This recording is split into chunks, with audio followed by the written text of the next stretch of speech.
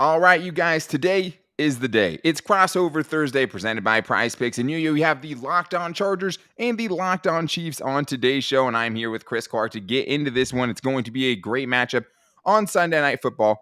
We hope, because it's going to be a big one. But make sure you guys are following the Locked On Chargers podcast and the Locked On Chiefs podcast, wherever you get your podcast from. Your team every day, available Monday through Friday, always for free, and always make sure you're subscribing to the YouTube channels as well. You want to make sure you're getting all the visual content too. But thank you guys for checking out the show today. Chris, we got a big one, man. It's another Sunday Night Football. It's Chargers, Chiefs. And I mean, there's a ton of parity in the NFL, but it seems like when these two teams get together, fireworks always happen. They do, and that's going to be a big storyline going into this game. I think that this is going to be a fantastic game, and there's a lot of things coming from the Chargers side that makes me think that they're maybe going to be healthier than what they've been in several weeks. And if that ends up being the case, that's going to be a big problem for Kansas City. And unfortunately for the Chargers, it's crazy. I've covered them so long, and now it's like this somehow is the most injured I think I've ever seen them. But we will be getting into the biggest storylines for this game for the Chargers. It's always health. And I think for the Chargers, it's, hey, can you slow Mahomes down again? Because they've done a good job of it. They've kept these games close. They're going to need to do it again this week. And then we're also going to get into the biggest matchups from this game. Travis Kelce versus Derwin James is always the one that comes to my mind in this, and then we'll get into our game predictions as well. But Crossover Thursday, as always, is presented by our friends at PrizePicks. PrizePicks is so much fun and it's easy to play. No competing with other players, just you versus the projections available. Pick 2 to 5 players, and if they score more or less than their PrizePicks projections, you win up to 10 times your money on your entry. It can literally take less than 60 seconds to enter. It's that easy. We love PrizePicks, and we know that you guys will too. First-time users can receive a 100% instant deposit match up to $100 with the promo code LOCKEDON. It's PrizePicks.com, promo code LOCKEDON. All right, Chris, well, let's get into this one. It's a big one. And when you're looking at the biggest storylines for two teams that always have a lot of storylines, and the two teams that have kind of separated themselves in the AFC West, thank God we're not covering the Broncos and the Raiders, right? That's always nice. But for this one, what do you think is the biggest storyline going in? Well, for me, it's got to be the health of the Chiefs. And I say that, and I feel like it's almost tongue-in-cheek, so I apologize because I know health is always your guys' storyline. Chargers fans rolling their eyes everywhere, yeah. Well, but for Kansas City right now, like literally it was just announced, and we're recording this on Wednesday for the Thursday show, obviously. So it was announced that Kansas City had their starting 3 wide receivers out of practice today. That's a problem. That's huge, yeah. We knew that Juju was going to be out of practice with a concussion. Mecole Hardman is still out of practice with an abdominal issue. I don't know what that is. And MVS was out with an illness. So maybe they get MVS back for this game, but he hasn't been one of those guys that's been getting the offense going. That's been Juju. So, but it doesn't seem like Juju is going to be getting anywhere in the concussion protocol, and he may be out this week. And if they are missing him, that is a big loss for the Chiefs offense. And without Mecole Hardman, I mean, yeah, you've got Kadarius Toney. Yeah, you've got, Watson, and you've got Sky Moore. But those are not the same guys as what your top 3 are. So that's a big problem. Yeah. 100%. I mean, yeah, and you're relying on a rookie more and Sky Moore. And you have other guys like Kadarius Toney who just got here. Obviously, a pretty impressive debut, an insane catch on the sideline, literally adjusting his gloves and then going up to make that sideline catch. That was great, wasn't it? Oh, my God. It's just like, okay, so the Chiefs have another guy. Cool. That's always fun to talk about. And for the Chargers, yeah, I mean, they know a lot about missing their top receivers, and that is, again, going to be a huge storyline in this one because this is the week where it's realistic that you could get one of these 2 top guys back. Keenan Allen and Mike Williams both returned to practice in a limited capacity on Wednesday, and I'm more favorable towards Mike Williams playing than I am Keenan Allen because Keenan Allen has been a saga. Right? He got hurt the first game of the season against the Las Vegas Raiders, tried to come back week 4 against the Texans, re-aggravated the injury, came back against the Seahawks with the bye week on the horizon. They maybe tried to rush him back a little bit, re-injures himself during the bye week. The Chargers got less healthy during the bye week, probably the only team ever. And then you have, this, and then he's out since then, right? Yeah, only the Chargers, of course. But that is huge because I think for this game, I mean, the Chargers don't want this to turn into a shootout, depending on who they have available. But it's not just those top 2 guys either. You're missing Gerald Everett potentially. All 3 of those guys are going to be questionable going into this one. And if there's one thing that you saw last week, one of many things that went wrong for the Chargers in the second half where they got blanked and goose-egged by the 49ers was they lost Gerald Everett, right? And that was one of their top 3 playmakers at that point. They had Josh Palmer, Austin Eckler, and Gerald Everett as their top 3 playmakers. The Chargers' backup tight end, Donald Parham's already on injured reserve. So you're going to your 3rd-string guy in Trey McKitty, who is a blocking tight end coming out of Georgia, just not ready to get those meaningful snaps yet for this offense, and he showed that. He dropped a 35-yard touchdown pass in the last game. So for the Chargers, I mean, especially if they're going to have to keep up, which I think they will. I mean, getting one of those guys back, especially Mike Williams back, who we'll talk about in the biggest matchups, because I do think he's going to play, is going to be huge because that changes everything. I mean, Justin Herbert has been playing great the last couple of weeks, even without his weapons, but I think you saw it last week. Like, if you don't have those guys, there's certain teams you're just not going to be able to keep up with. Yeah, and I'm really curious to see if Mike Williams plays because he almost single-handedly got the Chargers to win in Kansas City. I was there for that game. That was brutal to watch. And the thing that I'm very curious about, and I'm not trying to say I expect he's going to shut him down, so I want to be very clear on that. Sure. But the thing I am curious about is Mike Williams presents such a hard matchup because it is his height, his size. Yeah, it's so hard. But now Kansas City has a guy in Joshua Williams who's playing, and he's playing pretty well. Yes, he's a rookie. Yes, he's going to get beat, and I get that. But he can actually somewhat match up size-wise. It's a question of whether or not he can compete with Mike Williams. And I'm not trying to say he's going to shut him down, but when you have somebody that's actually close to that size, that's going to make a big difference. Especially for Mike Williams, who has never created a ton of separation, right? I mean, that his thing is, I am bigger than you. I make contested catches. I think he's the best contested catch guy in the league. I can go up and get the ball.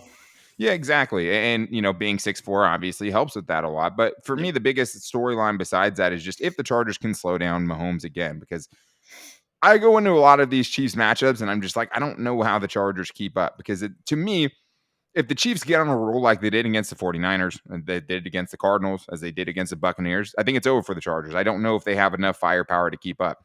But Brandon Staley has been able to at least slow Patrick Mahomes down a little bit in some of these games. And I think you need that if you want to stay in it. I mean, the last game he throws for, mid 200s, 2 touchdowns, 6.7 yards per attempt. But the Chiefs only got 20 points offensively and then got the pick six from Justin Herbert on the, 99-yard pick six. It feels like one of these games could turn into a blowout if the Chargers aren't careful and if they can't keep doing what they have done to be able to at least slow down Mahomes a little bit. And I mean, he's a guy that you're never going to be able to fully stop. You just have to try to contain him. And I think with all the injuries that the Chargers have right now, they have to slow down the Chiefs a little bit just to keep themselves in the game, get to the end of the game, and hope something good happens. I mean, I think that is the game plan for the Chargers. Keep it close, keep it close. Hope you can get those scores at the end of the game like they did last year, right? Went for it on a bunch of fourth downs last year. The only time they've beaten Patrick Mahomes at full strength, basically, besides the 2018 game, which was nuts. But recently, Brandon Staley's team has only beaten him once, and it was when they were able to slow Kansas City down. They went for a bunch of fourth downs. They kept it close. And at the end of the game, they get an interception off Mahomes, and the Chargers go down and get a game-winning touchdown drive. But that's easier said than done. And there's going to be some big matchups along the way that are probably going to decide whether that can happen. So we're going to get into that coming up after this. I think the biggest matchups, if we're going to talk about Mike Williams versus the Kansas City secondary because of what he's been able to do. And then Travis Kelce versus Derwin James, which is always, I think, the highlight of these matchups when you're talking about one-on-one guys and the things that could decide this game. But I do need to tell you guys about something that's very important to me. And of course, I'm talking about something that always makes my wife smile, and that is BlueNile.com. I'm still getting used to having a wife. There's one thing I've been able to hit with 100% certainty. You get something from Blue Nile, you will make your significant other happy. So whether you're looking to pop the question, have a milestone to celebrate, or you want to make your love sparkle, go to BlueNile.com. They can help your celebrations even more memorable. As the online jeweler, Blue Nile offers the largest selection of independently graded diamonds and pieces priced significantly lower than their traditional retailers. Blue Nile has helped millions of couples create the perfect engagement ring. Their easy online tools let you choose the diamond shape, size, clarity, as well as the setting style. And Blue Nile's bench jewelers will then help you handcraft the perfect one-of-a-kind engagement ring. If you need to pop the question, there's only one way to go, and it's Blue Nile. And if you have a picky wife like I do, sorry, Karina, I love you so much, you go to Blue Nile because they will get you exactly what you need. And they have people there that know a lot more about this stuff than I did. So they were able to help me get the perfect moment, set up the perfect moment for my wife. So shop stress-free with the holidays coming up, guys. Blue Nile's 100% satisfaction guarantee is the best. All Blue Nile orders are insured and shipped free in a discreet package. And they also offer overnight shipping, which I know we've all been doing some late holiday shopping throughout the years. But make your moment sparkle with Blue Nile. Go to BlueNile.com and use the code LOCKEDON to save $50 on your purchase of $500 or more. That's BlueNile.com. Code LOCKEDON to save $50 on your purchase of $500 or more. BlueNile.com. Code LOCKEDON.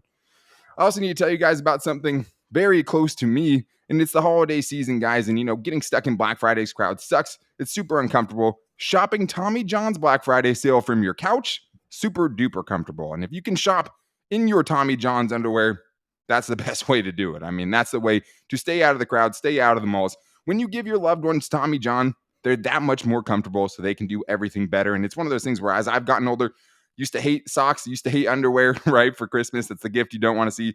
Tommy John's has changed the game. You're looking for the best pair of underwear possible, the underwear you never have to think anything about. Tommy John's is what's going to get it done, because when you're not thinking about your underwear, that's a good thing, because that means they're not getting too uncomfortable. They're not riding up. They're not the wrong length. With Tommy John, you're getting the perfect pair of underwear.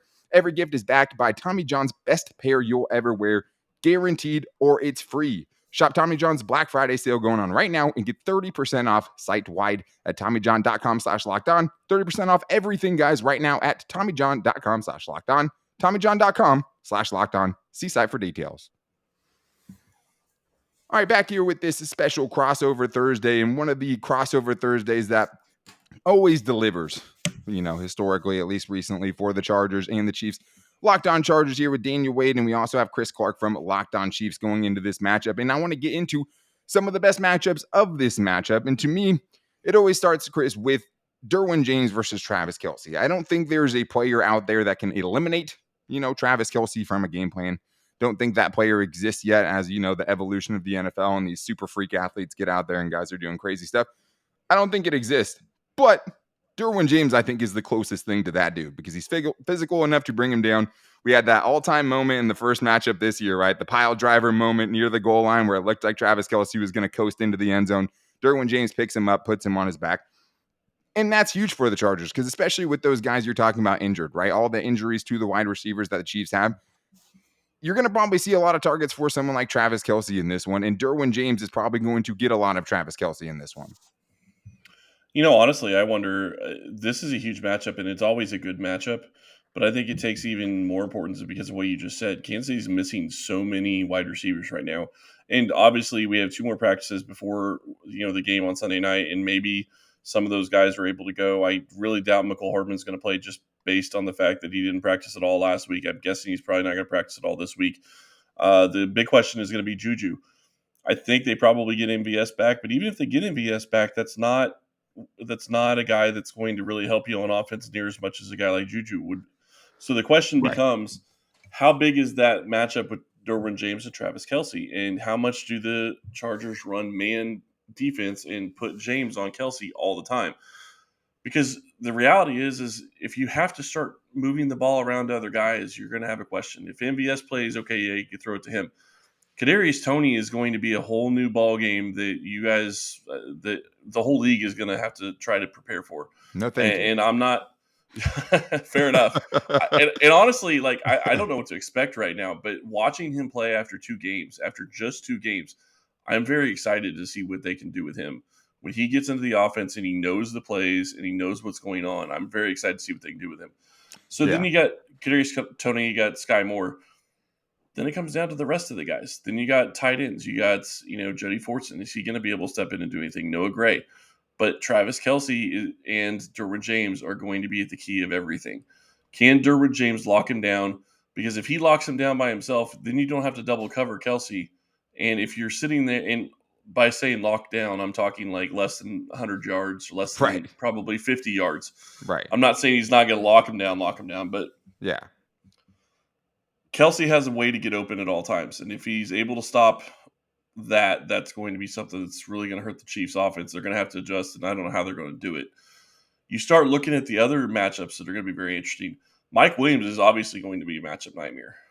Kansas City does not have a corner that has played well against him in his years in Los Angeles, and that's a problem. So, like I said when we were talking about it in the first break, Josh Williams has a little bit more size than any other corner on this roster. Yeah. I'm not expecting him to lock him down, but if you can keep him to under 100 yards and maybe just 1 touchdown as opposed to 2 or 3 like he's had in, when he seems to just go off against the Chiefs, you're in a much better position. And a guy like McDuffie is not going to be somebody that you want to put on him because of the size differential. Yeah, 100%. And that is, for whatever reason, Mike Williams gets up for the Kansas City Chiefs games, at least over the last 4. I mean, he's averaged over the last 4 games against the Chiefs, 98 receiving yards and 1 touchdown, about 6-7 catches per game in those ones. And they need it. Because the thing is about Mike Williams is it's not just hey, you need that alpha dude back, or you need kind of one of those guys who was, a legit number one-ish two receiver, because the Chargers haven't had that since Mike Williams left. Keenan Allen has been a non-factor so far this season for the Chargers, which is huge. He's wide receiver 1. Mike Williams is wide receiver 2. When Mike Williams can garner the attention that he can when he starts going off, that makes Josh Palmer better. That makes DeAndre Carter better. That makes practice squad player Michael Bandy better, right? And that's the trickle-down effect of getting one of these guys back, because Mike Williams is enough to, at least for 1 week, be your wide receiver 1 and carry your wide receiving core. Josh Palmer's not that dude yet. DeAndre Carter is not that dude. With the uncertainty regarding, Gerald Everett this week, one of your top 4 playmakers on offense, with the uncertainty regarding Keenan Allen this week, because Keenan Allen, Mike Williams, I've seen him talk. His body language makes it seem like, hey, he's ready to come back. Seemed like he was ready to come back last week. Keenan Allen, he's already had 2 setbacks. Even if he practices all week, I have no faith that he's going to be able to play in this game. And if he does, I have no faith that he's going to be able to have the burst and things to be a game changer, because him working as a decoy against the Seahawks was not good enough. It's just not enough production from that standpoint. I think the Mike Williams thing is huge. I think Travis Kelce and Derwin James, and yeah, you talked about locking down. Travis Kelce went 5 for 51 in the last game. That's a borderline lockdown performance against Travis Kelce. The game before that, last year, when the Chiefs won in overtime, when Derwin James got hurt halfway through the game, Derwin James was doing his best to lock up Travis Kelce in the first half. Travis Kelce went bonkers in the second half and overtime. He went for 191 yards, guys, in that game, and the game-winning touchdown. So those are going to be the matchups that I think ultimately decides this thing. But it's going to be a lot more than that. And I mean, I think there's a lot of different ways that this game can go. And I think there's a lot of different reasons why this game is so much more important than a regular Week 11 game for a lot of teams going up into this weekend. So coming up next, we're going to get into why this game is so important. Then we're going to make our final game predictions for this one. I don't know who I'm going to go with. Yeah, actually, yeah, I do. So we're going to get into that coming up after this. But I do need to tell you guys, if you want some action on this game, there's only one place to go, and that is BetOnline, the official betting sponsor of the Locked On Podcast Network. And right now, guys, the Chiefs are a 6-point favorite against the Chargers. Seems about right to me. The over-under is at 50, so make sure you guys are checking out our game predictions so you know where you want to go on that, right? If you're going over, mine is going to be over. The point total for me is going to be over. But the difference with BetOnline is it's not just being able to place your bets, right? BetOnline is your number one source for all sports betting info, stats, news, and analysis. You can get the latest odds, trends for every professional and amateur league out there. From football to basketball to soccer to esports, they've got it all at betonline.net. It's not just the final score either, because my favorite part of BetOnline, always, because I'm a weirdo, I love the prop bets. And in this game, you can bet on anything from which team is going to call the first time out or which team is going to score the longest touchdown, right? You can bet on whatever you want at BetOnline. You can also do live in-game betting to change your fortunes in real time. And if you love sports podcasts, you can find those at BetOnline as well. The fastest and easiest way to get your betting fix, guys, is at BetOnline. BetOnline, where the game starts. All right, go ahead. I just want to say, before we jump into predictions, you said something about Gerald Everett, and I know he's out this game. And I just want to point out, questionable. Okay. If he is out for this game, that's a huge loss for the Chargers against the Chiefs specifically. Not necessarily, and I know he's one of your top playmakers, so I get that overall. But the Chiefs have struggled against tight ends. And he went off for 6 catches, 71 yards. And yeah, he was the target on that 99-yard reception, and he kind of took the play off a bit. Yeah. But regardless, he was going off in that game. They were not able to stop him. They were continuously going at Gerald Everett. That 99-yard interception was a throw to him. It was another target for him. Red zone target, If he's out this game, that's a huge loss for that offense, not just because he's a good playmaker, but because Kansas City struggles with guarding tight ends. Right. Exactly. And we can really get into that in matchups, because it's like we don't even know if it's going to be a matchup. But if Gerald Everett can't play, that's a hugely favorable matchup for the Chargers offense. And they're at a spot where, the Chargers aren't getting a lot of favorable matchups at this point because of how injured they have been so far. And I think, that will go a long way in deciding that score. And that's why it's always so tough to make up predictions, right, on Wednesday night as we're getting ready for this game, because it's like we just don't know who's going to play. Gerald Everett, it was weird because he left the game last week, but he was sitting there on the sideline shaking his head. Like he was like almost begging, it looked like, to come back into the game, and they didn't let him. So you wonder, okay, well, is it something where it's like, hey, something kind of flared up, and then you're just like, no, actually, I feel better. And they just were like, hey, we're not going to push it. We have a big game against Kansas City Chiefs coming up next week, and you're going to have a great matchup. We don't know. And as of right now, he was a limited participant. If he can go, that'll be huge. If the Chargers have Gerald Everett and Mike Williams and Austin Eckler, that'll be something they haven't had in a month, right? And their offense has definitely been hurt because of it. And this is a game where I think they're going to have to keep up in some sense, depending on how this game actually plays out. But Chris, I know that David made you give the first prediction last time. So I guess I'll go first on this one as we talk about, let's talk about why this game is important, though. Because I think, first of all, this game is more important than even most divisional games, considering the stakes of what's available. Because for the Chargers, it's, hey, if you really want a chance at this division at all, you have to win. It's a must win for your divisional hopes this absolutely. season. Absolutely. Yeah. Because they go down 3 games if they lose. Sorry, that's all I want to say. No, that's exactly it. No, that's it. That goes right to the point. Like it's worth double. And the other thing is the Chiefs already got one, right? Theoretically speaking, if the Chargers win this game, the Chiefs and the Chargers could end up with an identical divisional record if the Chargers and Chiefs both take care of the Broncos and Raiders, right? So it's huge in that reason. Yeah. God, no, it's been so bad. But for the Chiefs, it's even more than that, right? Because Buffalo slipped up, right? And that's a huge loss for the Chiefs. So for this game, I mean, both teams have huge stakes, even more than what we're normally seeing at this time of the year between these two teams. No, they absolutely do. And I think that's another thing that actually worries me a little bit about this game is that this is such a huge game for Kansas City when it comes to being able to compete in the division, compete in the AFC. Right now, they're in the driver's seat. If they win out, they're the number 1 seed. There's no way Buffalo can catch them. But and I want to be careful how I say this because I'm not going to say that they should win out. But if you look at the remaining schedule, they have maybe 2 games that you really question whether or not they should win. This is one of them this week. The next one is against the Bengals in a couple of weeks. And once you get past those 2 games, the rest of them should be games that the Chiefs should be favored heavily. And as long as they don't slip up in that regard, they should be the number 1 seed. But they have to get past the Chargers. And the Chargers, we'll see which Chargers team shows up, right? Because this is a Chargers team that's kept it close in almost every game. But one of the troubling trends for the Chargers is the second half stalling of the offense. Last week, they got shut out in the second half.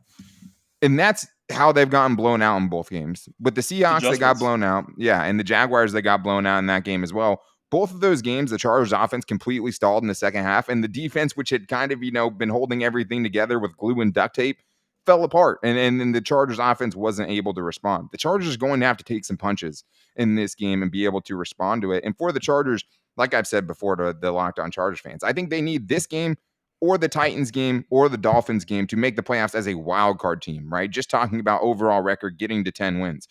This is the only way the Chargers win the division is by winning this game. Do I think they're going to do it? No, I do not.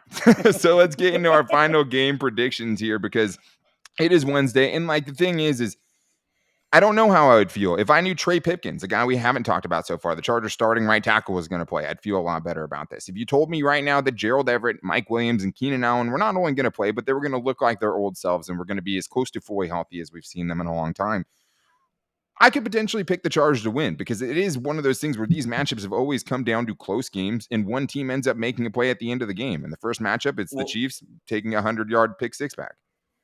Yeah, I mean, Slater's out this game. I mean, obviously he's on injured reserve. Is your center back? And I'm sorry, I should have. Oh yeah, Corey Linsley is back. So I mean that they're middle so that'll help. Dudes. Yeah, when you're going up against Chris Jones, yes. Well, and if you look back, Chris, what happened in that first matchup? Right, Corey Linsley got hurt in that first half. Yeah, no, and that changed everything in the second half. No, I absolutely agree with that. And like I said, I apologize. I should have seen whether or not he was back. I couldn't remember if he was. That will help them. But you're still missing your starting left tackle. You're still missing your top 2 wide receivers. Potentially, you're missing your starting tight end. Probably your top 2 tight ends, yeah, and your starting right tackle potentially. Yeah, and Bosa's out. I mean, your defense is hurting, and you just lost another guy this week in the young defensive tackle. And I'm sorry, I don't remember. They lost 2 more defensive tackles last week. Tito Abonia, their rookie 5th-round pick, and also Christian Coveney. That's 4 defensive tackles for those counting at home, Chris, over the last 2 weeks. One of them was Jerry Tillery, who they released. I was going to say, and they released him. 4 Kansas City tried to put in a claim. Yeah, I know, of course. How did Kansas City and the Raiders not know better than that? I mean, pre-draft priors are a real, very, very real thing. But the thing is, the Chiefs, though, are a team that's maybe they can handle a little bit of, disruption or, trying to get the most out of guys, and they've been able to do that in the past. Okay. let's be fair on that though. What was Kadarius Toney in New York? A problem, a headache. Yeah. And look at and I know I'm diving into the details a lot, and I No, it's apologize okay. probably to your Chargers fans, but watching him play the first game was an eye opener for me because I did not expect to see a guy that was going to be working his butt off out there, blocking, sprinting to people to try to help them up, really getting in and trying to help his teammates and do whatever he could to be better. And that is what impressed me about Kadarius Toney. I'm not saying Yeah. it's going to work out long term, but if he has that attitude, that says a lot compared to what everything we heard about in New York. So Yeah. that's why it doesn't surprise me they would put in a claim for a guy like Tillery. Well, and I mean, I feel like the Chiefs have had a bunch of, mid-season additions over the last few Hmm. years, one way or another. And it's usually them either picking up a guy who, got released for whatever reason and trying to rehabilitate themselves and put themselves in a better light and hopefully get a new contract after their time is done with the Chiefs, right? The Chiefs are a great Yep. place for that. For the Chargers, they seem to not be willing to take chances on any of those guys. It's kind of, seemingly a franchise philosophy, which is dumb. Take chances, go get guys that could potentially help. And if they don't help, they're usually done at the end of the year and you move on and you find somebody else. The Chargers have been, kind of skimming off of practice squads, skimming off of, rookie free agents and things like that as far as trying to replace some of these guys that are missing time, significant contributors for them. And that's part of the reason I don't know if the Chargers will be able to keep up in this game. I'll go first with my score prediction here. I think the Chargers keep it close for some of the game, but I think this one gets away from them a little bit. I know these games have been really close, but given the uncertainty, given the potential, I mean, Chris, right now, if you told me that Gerald Everett, Mike Williams, right, and Keenan Allen are not going to play, I probably pick the Chiefs to win by 14. I don't know, but I Yep. think that's how much of a difference and how much is up in the air going into this matchup. The way it's here right now, I don't think the Chargers have enough firepower on offense or defense to to win this game, frankly. I mean, I don't have faith in it. I mean, if they would have won last week against the 49ers and showed me, hey, even banged up, we can beat a good team on any given week, maybe I feel a little bit differently about it. But I think they're just a little too short in the health department right now, where I think they're going to give some teams some tough games. And I think that overall talent and the overall health at the end of these games is going to end up separating them from their opponents. So for this one, I have the Chargers going down 24-33 to the Chiefs on Sunday Night Football. Just a game where I just don't know if they can keep up. This game is going to be fascinating to me because there's so many variables that we just can't even begin to have any idea about right now. Is Mike Williams going to play? Is Keenan Allen going to play? Is Jared Everett going to play? Is your right tackle going to play? I mean, all those guys are going to make a huge deal into how the score ends up. And then you look at the Chiefs, and Juju's most likely out. You would That's huge to figure me. that. That's huge to Oh, me it's because I huge. think That's he's the absolutely chain huge. mover. At least from what I was watching, he's the He guy. It seems was. like he's built that trust up with Patrick Mahomes that can get them those third down conversions to kind of keep things moving. No, it's a huge loss. If he's not able to play, that is a huge loss for Kansas City. And the key here for me is with Bosa out, it's going to help the tackles, which they've struggled at times. So that could help Kansas City. But then you're also looking at MVS, who's had trouble with drops this year, like he has his entire career. Yeah, And you're dealing with a wide receiver that, Mahomes trusts to an extent, but doesn't seem to trust all the way in MVS as well. right. So that's going to be a problem. And if Derwin James somewhat shuts Travis Kelsey down, where are you going to move the ball? Where are you going to throw the ball?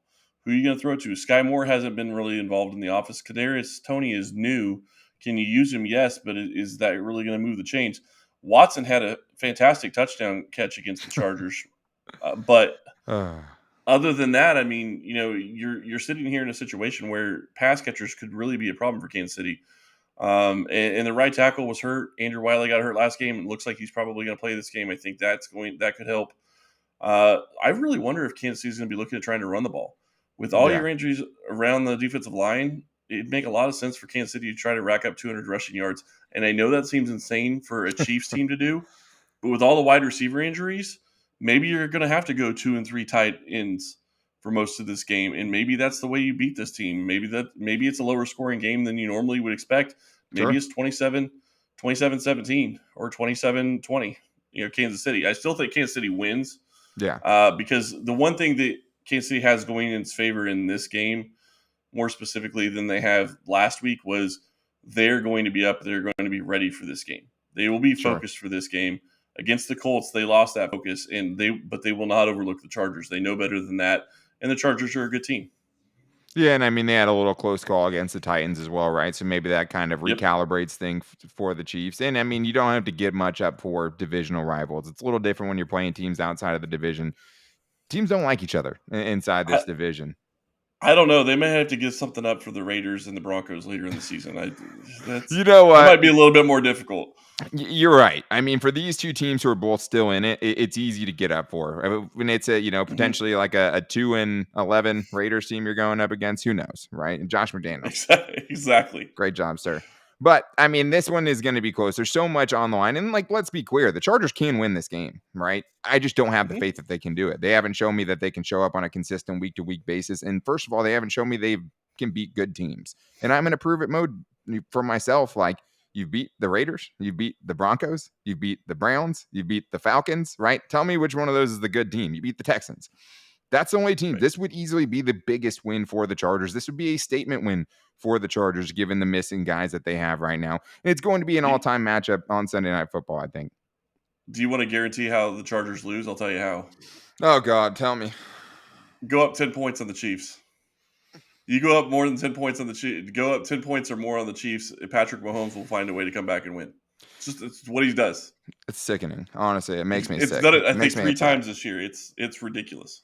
Yeah, I mean, it's been like that. I feel like his record, in games he's down double digits is like 90% winning percentage or something Right. insane like that. It doesn't make any sense. You just have to hope that you can get the ball left, ball back and kick a game winning field goal with time expiring. You can't leave 13 seconds left on the clock. You have to get the ball back in a tie game, right? Down by 2, something like that, and kick the game winning field goal as time expires.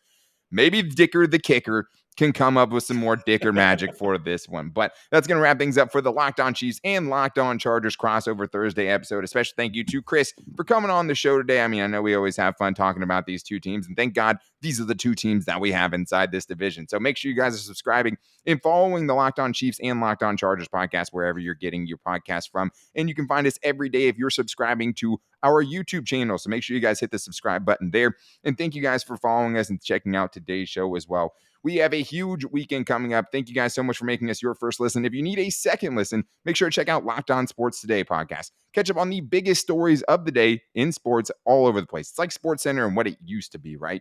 With Locked On Sports Today, you can get instant reactions, big game recaps, and the take of the day. So make sure you guys are checking that out wherever you get your podcast from. And make sure you guys are checking out the post-game shows for Locked On Chiefs and Locked On Chargers after this Sunday night show. I hope I'm not recording another sad 10:30 p.m. Pacific time show after this one, but it should be a great matchup. Make sure you're checking out Locked On Chiefs and Locked On Chargers afterwards. Until then, guys, take it easy, and we'll see you later.